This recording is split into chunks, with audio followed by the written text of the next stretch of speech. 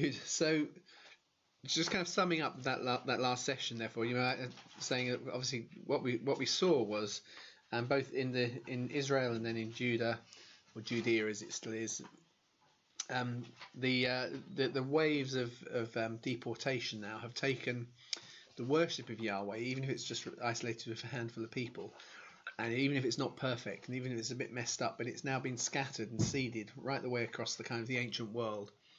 Which, of course, we know that there are other peoples, but in terms of just, if you like, world population now, all of the big population centres now have communities of Jews, and we're going to see that's going to get, well, that worse or better, depending on how you look at it. It gets more intense as we run through the intertestamental period. And I think, although, of course, that's a period that's not covered in Scripture, but actually it's helpful to see, if you like, the flow and the way that kind of God has worked and the way he's put things together. But we're going to look at this next session then at the way in which kind of Yahweh is developed and the worship of Yahweh developed within the nations, and the understanding that comes through the prophets during the exile period. So, meanwhile in Babylon, so as we touched, Daniel is currently growing up.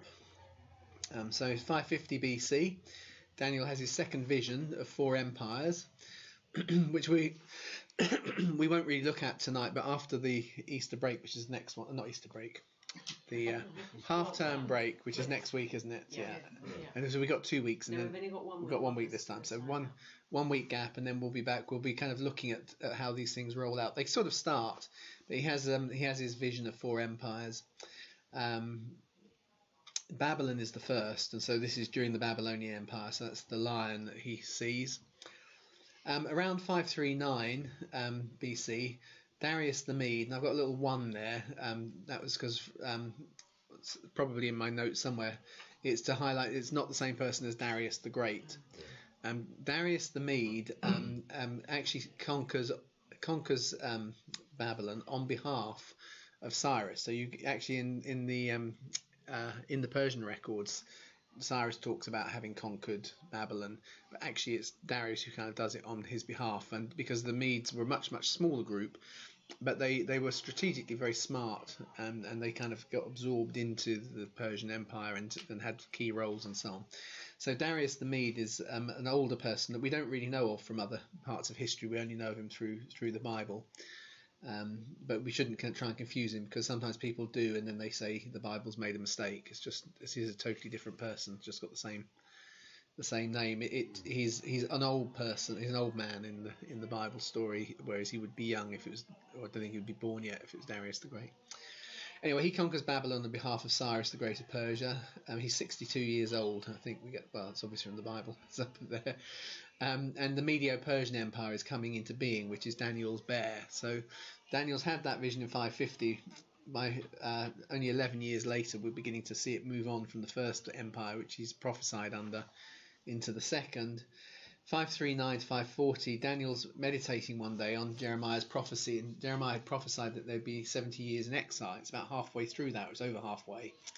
So he's meditating on it, which matches the 70 missed Jubilee years when he receives his famous 70 weeks prophecy, which we've looked at several different times in different places, but it's always worth seeing, because it's one of those things that, again, is hard to explain if you putting it in kind of simple terms. It's the 100% the reason why you will regularly see scholarly articles saying that Daniel wasn't written until about 50 BC. They make it as late as possible. So, well, it used to be. Sorry, I should say. It used to be argued it wasn't written until about 50 BC, until embarrassingly it was found in the Dead Sea Scrolls and dates back to over 200 years before. So now they take that as the limit. It was kind of like the Dead Sea Scroll was prime edition, first time it was written down, because they can't cope with the idea that someone could be so accurate in the various things he prophesies. But it's in this kind of context, as I say, he receives his 70 weeks prophecy. It's the only appearance in the Old Testament of the angel Gabriel, who only ever appears when he's bringing prophecies about coming Jesus. It's just interesting, because that, of course, is fundamentally what his prophecy is about. So I've got the prophecy. Called it a quick detour, because we'll actually see it kind of winds its way out over the next few weeks. We'll look at it up front. So his prophecy runs like this. So 77 weeks, well 77s, not 77, 77s, which we normally translate as weeks, but the word is just sevens or Sabbaths. 70 Sabbaths are determined for your people and for the holy city, to finish the transgression and to make an end of sins, to make reconciliation for iniquity, and to bring in everlasting righteousness, and to seal up vision and prophecy, and to anoint the most holy of holies, or to anoint the most holy. It's gone two slides. So if we take taking account, he basically saying there's going to be a period of time that's laid out, which is 77s, which could mean weeks of days, Sabbath year cycles. It's almost certainly Sabbath year cycles, because he's been praying about the 70 missed jubilees. So and the jubilee is every 7 sevens. So it's measured in terms of Sabbath year cycles, not weekly ones. So that seems to be talking about 7 Sabbath year cycles. So 7 lots of 7 years. So 490 years are the kind of are determined. They're the big. That's the outside marker. 490 years. And in this period, and I've highlighted the colour coding if you want to flip between the old one and the new one, sin's going to be dealt with, an eternal righteousness will have been achieved, prophecy will have all been fulfilled, and the most holy will have been anointed. I put in brackets there, in heaven the mercy seat is occupied. That's the way we understand with the cross, the most holy is the mercy seat, and now it will have kind of fulfilled its function.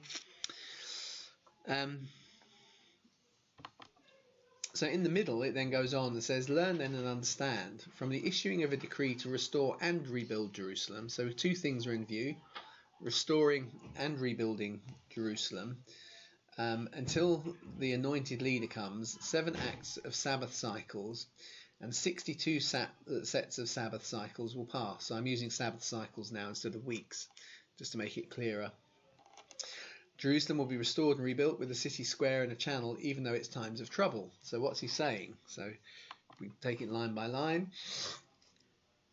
He's saying that the start of the 490-year period will be a decree. He calls it a decree, which is worth noticing. It's not the decree, because there's not just one, but it's one of several decrees that go out. But it's a particular one that we need to identify. That allows for the rebuilding and the restoring of Jerusalem. So I put, there's no definite article in the Hebrew, so it's not the decree, it's just a decree, because there are actually several decrees, we're going to see. And after a period of 483 years, which you can break into 2 periods, there's a first period of 49 years, because it talks about 7 after 7, followed by a period of 434 years, 62 Sabbath cycles. Then the Messiah will have come. So he will have arrived after 483 years, and the city at this point and the temple are all going to be rebuilt, because remember, at this point they're all destroyed. So he's prophesying and seeing the rebuilding of the temple, though it won't be trouble-free times. There'll be a big plaza and there'll be a channel of water.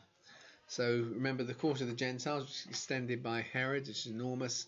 And then Pilate finishes the aqueduct that brings a channel of water into the temple. So you actually, if you look at the timing, this all kind of happens again, and it is times of trouble, because they are still occupied, they are still under Roman occupation. It's not like everything's perfect, but strangely the temple will never have been bigger, and it now has a channel of water running into it, which had been built by the Romans by their incredible engineering. So, but then at the very end of the prophecy it goes on, but after the 62 Sabbath cycles, so we have 7 of them, plus 62, which means 69 Sabbath cycles, and then there's the last week kind of coming. After that, the anointed one will be cut off and have nothing, and the city and the temple will be destroyed with the people of the ruler who is to come, and his end will come with a flood until the end of the destructive war that has been determined. And as we'll think tonight, I always prefer things that show at least how these prophecies are worked out in embryo in the time scale we can look back on.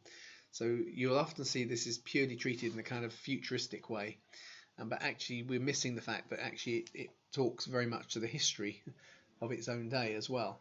That doesn't mean doesn't deny the possibility of it also talking futuristically. I'm just saying that actually it's the nature of the way God speaks. We ought to find something in the history of Jesus that matches all these different things, which we do, not surprisingly. Let's keep going. So that's kind of summing that up. But after the second period, i.e. after 483 years after the edict, and before the full period of 493 years was completed, the Messiah is going to be cut off. And after all this, the people of another ruler are going to come, and they will destroy the city and the temple, and this will happen after a destructive war, and it's inevitable. The destructive war is going to be inevitable. So here is Daniel prophesying at a point where Jerusalem is totally destroyed, seeing a time where it's all kind of being rebuilt, but it's still going to be trouble. And actually, when everything is fulfilled, and actually it's fulfilled its function, it's all going to be destroyed again. So actually, it's a very it's not an encouraging message, if I can put it that way. It's kind of a message you think, why on earth would you bother to deliver this? Who benefits from this? Good news, it's all coming back. Bad news, it's going to be a very long time. Good news, it's all coming back. Bad news is it's only going to last a few years, and then it's all, just being very realistic is, why would you make this thing up? You've got to ask that question. Yeah. And if the critics are right and it was kind of written after the event and whatever, why would then they add that the whole thing is going to get destroyed anyway? Because it just doesn't make sense to kind of put that bit in. And then there's a kind of little epilogue that he, the Messiah, will confirm the covenant with many for one Sabbath cycle, i.e. for roughly a 7-year period. In the middle of that Sabbath cycle, he'll put a stop to sacrifice and grain offerings. But on the wing of abominations is one, who's the coming ruler, who makes desolate until a complete destruction is decreed and poured out on the one who makes desolate. So it's kind of highlighting that the actual Messiah is going to only be around for about 3.5 years, which which is again about right for it's half a week. Then this on the wings of abomination is one who's the coming ruler, who makes desolate. In actual fact, by the end, I'll throw this in now because I don't think I've got it on the slide. But in 40 AD. The Caligula tries to bring his own statue into the temple, and the Roman symbol, which has its wings in it, and that really, in many ways, becomes, if you like, the prophetic marker, which eventually leads to the full destruction of the temple, and that actually happens by the end of the 490 weeks. So, although we normally think about them starting at 483 years. But remember, it said by 490 it will all be complete. Well, the bringing of the wings of the Roman emperor into the temple happens within 490 years, as we'll see, of the decree to rebuild the temple. So the Messiah's job will all take place within a single Sabbath cycle, within a single 7 years. And during that same period, one who will make desolate, the ruler who's going to come, has come in, presumably into the temple, under the protection of a wing that defiles the temple, and the destruction will be complete as is decreed, though the ruler to come will also be destroyed. Interestingly, within maybe a week of doing that, Caligula is dead. So it really does kind of fit the timings, if I can put it. So the start date. So the whole thing's kicked off. Daniel's prophecy there is kicked off by a decree to rebuild the temple. Now Jeremiah has talked about Cyrus allowing people to rebuild the temple. I should say, but it's not just the temple; it's also Jerusalem. It's the rebuilding of Jerusalem. So Cyrus has actually made a famous decree, which is something that Jeremiah has prophesied. We actually have a copy of in the British Museum. That releases it. We're told in the Bible it releases the Jews to return to Judea. The actual cylinder releases people back to their spiritual centres to go and restore the previously destroyed religious centres. So that's not a contradiction. It's just the emphasis of the Bible is we don't care about those other places. We're telling you that the decree covers Jerusalem, if you see what I mean. But it puts it into a proper world context. Is that Cyrus hits a kind of a relative peace. And in that, he sees political expediency in allowing people to kind of go back and revisit their old cultural homes and start to restore things that have been destroyed in the years of war. And so we have that real cylinder. It makes reference to the restoration of peoples and their cultic centres. There's no specific reference to Jerusalem or the Jews, but that doesn't mean it's not the same thing. So that decree is seen prophetically, is the one seen by Isaiah and Jeremiah, and Cyrus is taking the initiative for the restoring of the temple and the city. But things start in a very low-key kind of manner. Cyrus dies around 530 BC. He's followed by a guy called Cambyses, and at the end of his reign there's a few months of confusion in which there's a kind of pretender with the wonderful name history gives him, of False Smerdis. And it seems that under that period, the cult kind of restoration is halted across the empire. So there's a kind of a temporary bit of a glitch and a halt put to it at this point. So although in theory the temple is being restored, there's no big consent. It's really you're allowed to go and do it, but it's a very low key sort of approach in this process. Darius, who's now Darius the Great, succeeds Cambyses, and he restores Cyrus's decree to rebuild the cult centres. And so under him, Haggai and Zechariah turn up to start rebuilding the temple. So things are getting a little bit more concrete as this has kind of been re-established. The decree is definitely in order again. It's put back into action, and so they turn up. And as we read about in those books, work starts, but it doesn't last. They get discouraged and they stop. They stop working. They start to build some houses, but the returnees are a rabble. They don't have any kind of formal leadership, and the work stops after a while. So Xerxes succeeds Darius. There's not much going on in Jerusalem, but actually Xerxes is probably the Ahasuerus in Esther's story. There are two kings, Xerxes and Artaxerxes, who seem to be referred to as Ahasuerus by different historians, but I go for this earlier one here, Xerxes here. So this is Esther's story, is under him.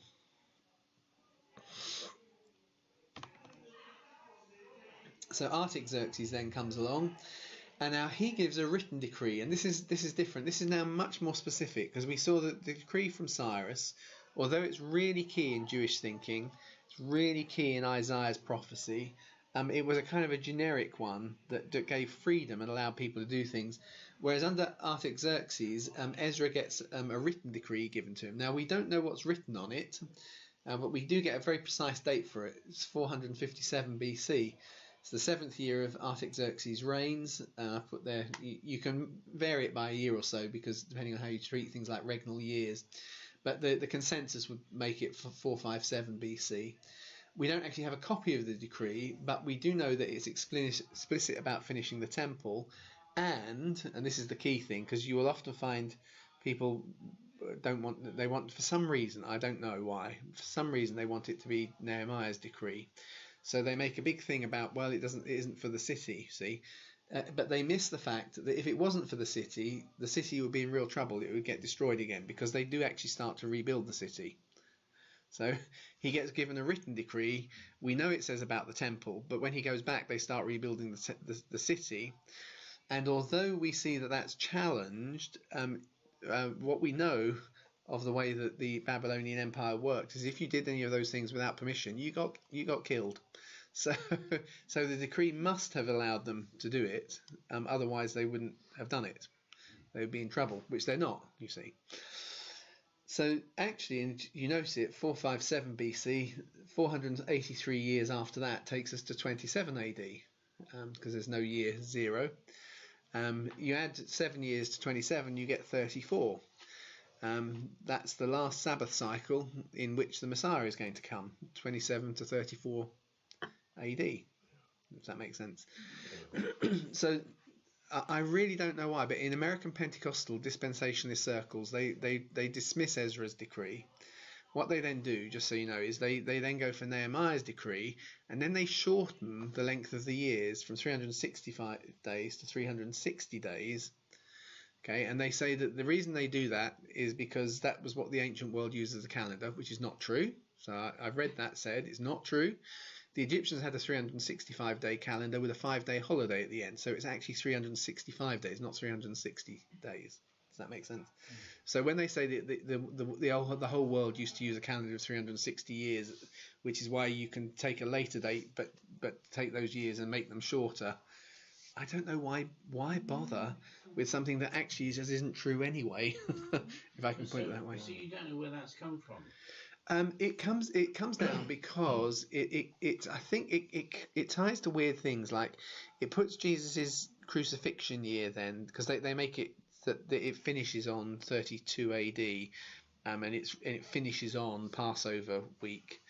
And they thought that's significant. And that therefore the thing is actually prophesying exactly, and they prefer it because then Jesus actually gets crucified on a Saturday, not a Friday, and things like that. And they prefer Jesus to be crucified on the day of rest, but they miss the fact that the whole point of the day of rest is that's when Jesus is resting in the grave, effectively. God is doing nothing. His work's finished. So in Genesis, his work finishes on a Friday and he rests on a Saturday, and then everything starts again on a Sunday. So they started from the wrong end. So they started from the finish, as you were. Well, they started where they want to be. Yes. And then they've worked back, and then they've come up with this convoluted way, which I do cover. To be really fair, I used to be more gracious about this. The more I do it, I think, why make it complicated when it actually makes really good, plain straight. But I've noticed that people will take on very convoluted arguments to make very small minor points, which they've personally bought into. So it just seems to be something about human nature. If I can put it that way. The way you've unravelled this. Yeah, good. Thank you, John. So, but because I say it clearly, because it allows the establishing of city administrative infrastructure, which actually implies you wouldn't be allowed to do that. So they go and they start restoring the kind of the civic buildings and so on.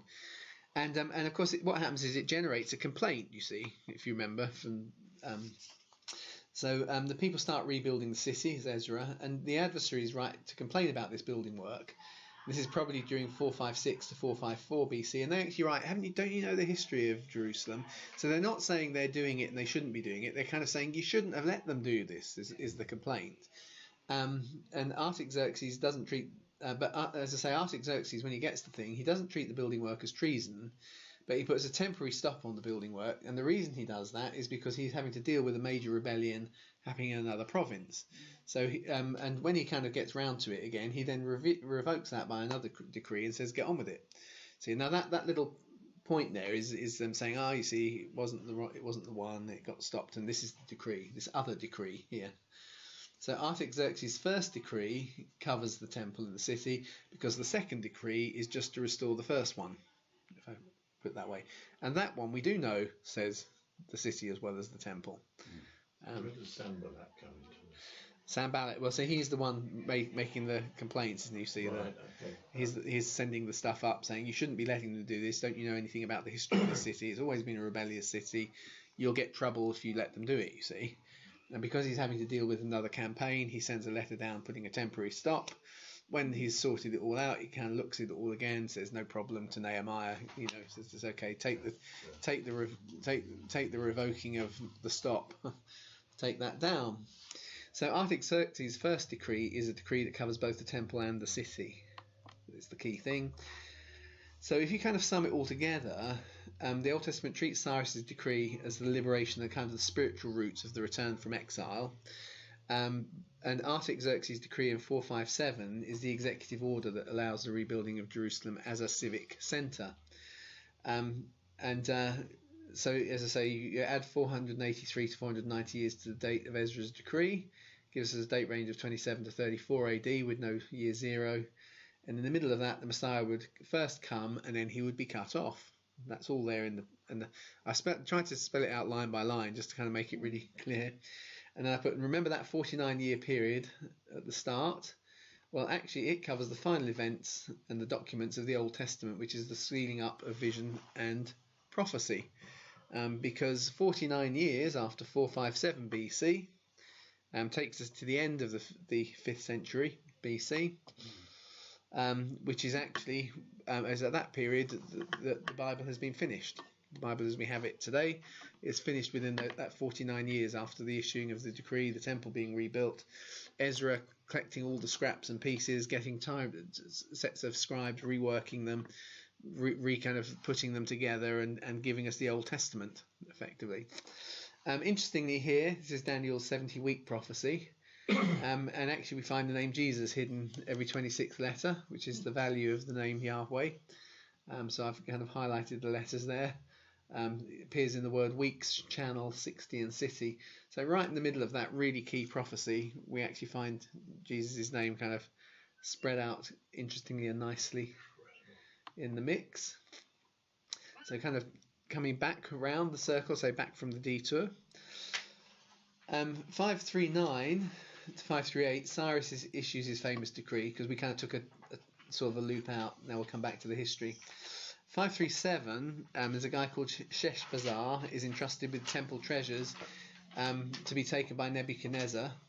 Sheshbazzar might be the same person as Shenazar, who's a son of Jeconiah and is Zerubbabel's uncle, who we read about in the Bible in Ezra. So we kind of just matching names from secular history and Bible history there. 537 to 535 BC, the very first exile's return, is now 70 years after the first deportation, just as has been prophesied by Jeremiah would happen. Darius makes Sheshbazzar or Shenazar the governor of the province. It's a small province. It's got 25 miles in radius around Jerusalem, and so he and Zerubbabel. That's who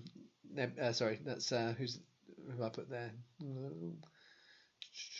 Who's the he in that context? That's Ezra, isn't it? I'm sure it's Ezra and Zerubbabel lead 42,000 exiles back to Jerusalem. So look at that number, 42,000.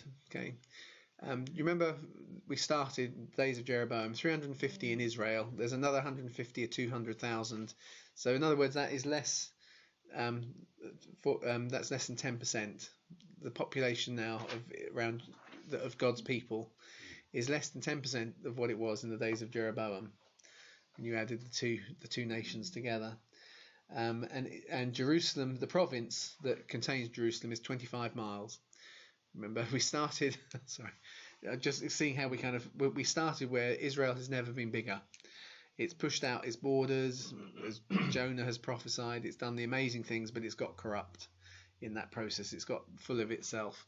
It started to go wrong. It gets pushed down and shrunk down and shrunk down. It pushes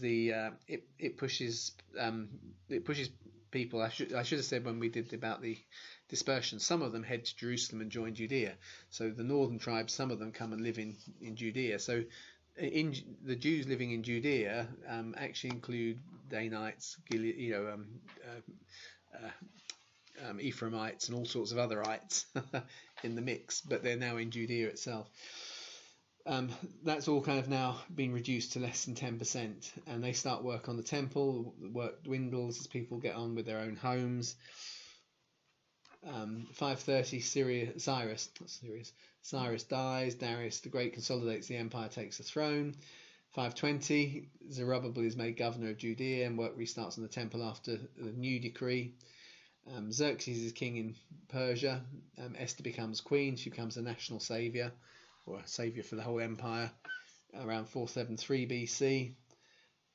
Artaxerxes then becomes king of the Persian Empire, 465. 458, Ezra secures an edict to rebuild the temple that encompasses Jerusalem as prophesied by Daniel, and there's a second return. And it's about this time that the story of Ruth becomes popular.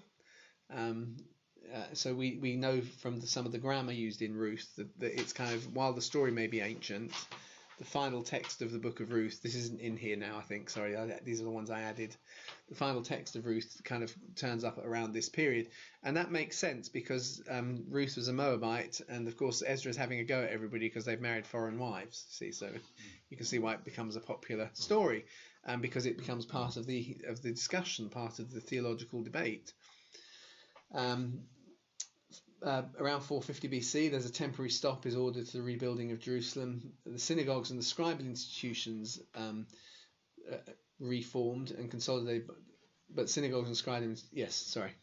So there's a temporary stop, which is the one we've looked at. We've kind of looked at this one way, we're just kind of doing it now the other way. But the Jews have got very good at kind of, because they've had to live for generations without the temple, so they've now got the synagogue system, which is developed while they've been in exile. And the scribal institutions are kind of reformed. They consolidated by Ezra, and then the temple is being rebuilt. After the temporary stop, Nehemiah secures a review to Artaxerxes' edict and continues rebuilding Jerusalem. And then the third group of exiles return. So we have these three waves of returnees, which kind of match the three waves of deportees. So the first wave went out and the first lot returned 70 years later, but there's kind of a second cycle and a third cycle, just as there was of them being taken out in the first place. So 440 to 430, Ezra, Nehemiah, Esther and Malachi are getting written. 430 to 400, the New Temple and the scribes collate and compile the Old Testament canon, which is what we have as the Old Testament. So we're finishing that now, with which kind of all happens therefore within the framework of what Daniel has prophesied. 49 years after the initial decree, it's all finished. The final words of the Old Testament in terms of chronology are the prayer at the end of Nehemiah. The prayer at the end of Nehemiah acknowledges the failure of the law and the need for grace. So he looks, because he actually makes reference to Ezra's trying to stop them marrying foreign wives, but he recognises that it's just happened again. Ezra had come back with the second wave of he'd made them all divorce their wives, and then Malachi the prophet had come along and said, God hates divorce, and while you shouldn't have done it, you made it worse, because now you left kids fatherless, which is why the final prophecy, which we read, those beautiful words, turn the hearts of the children to look again to their fathers, it comes in a very harsh context, which is, you married these people, you had kids, and you just abandoned them. And so Nehemiah is looking around going, it's a real mess, because people are doing it again, but what we tried to do last time didn't work. And so he reminds God that Solomon, while he was building the original temple, married hundreds of pagan wives, and while God wasn't happy with it, he was at least gracious to them, and they haven't ever been as powerful. So it kind of was almost a kind of a plea to history for God to continue to be gracious to them, if that makes sense. Prophecy has now been sealed up. It's silent again until John the Baptist turns up. Everything that will happen between now and then is people arguing about the interpretation of prophecy rather than bringing anything new. And two of Daniel's four empires have come, the Babylonians and then the Persians. So during this whole period of all this we've just gone through, was the priesthood in Israel, the remaining Israelites, still Levitical? So if you remember that what happens when they come back is they have to search out, and everyone has to prove they think they want to be a priest. They have to prove their ancestry, and there were probably still records, because they rediscover the scrolls and so on. They're probably still ancestral trees, so they have to come and prove it. And there's actually a guy who comes, and he probably is a priest. I don't remember the guy's name, can't remember what it is. But because he married, which is you find in the law in Deuteronomy. So if a man has daughters only, then when someone marries the daughters, they inherit their lineage. You see, and he remembers his wife's lineage, or the family remembers, because it was more auspicious, because it goes back to David. But they've forgotten their priestly lineage, and because they can't remember the priestly lineage, he can't be a priest. So they go through a whole process to check. We have the records, and that's actually why this is why ancestry was important in the ancient world. Is you travelled across the world, you would likely have distant relatives, and the way you identified yourself was by knowing your lineage. And because it was, so it was really important. It was like your passport. it kind of proved who you were, because you could repeat it back, say 10 generations. And so they come back, but he's forgotten his priestly lineage, because he's only remembers because it was a better one, the one that goes back to David. But that's not, and he kind of says, yeah, but it's only because I remember that because I married, my wife, and I was allowed to inherit it because she didn't have any brothers, you see. So he's inherited that. He tries to play that card, but it doesn't go down, so he's not a priest anymore.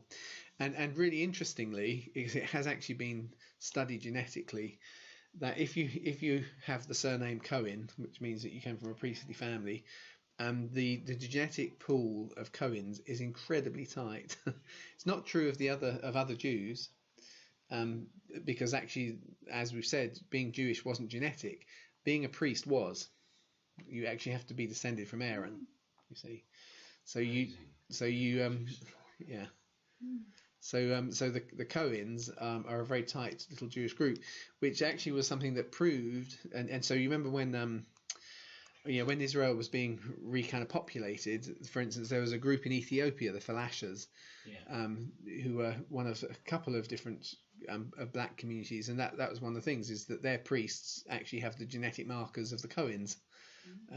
So therefore, so because the priests within that group who claimed that they had been part, so the claim is, and again, these are things you've got to explain if you don't take the history, is that they had come back in the delegation from Solomon's temple with the Queen of Sheba into Ethiopia.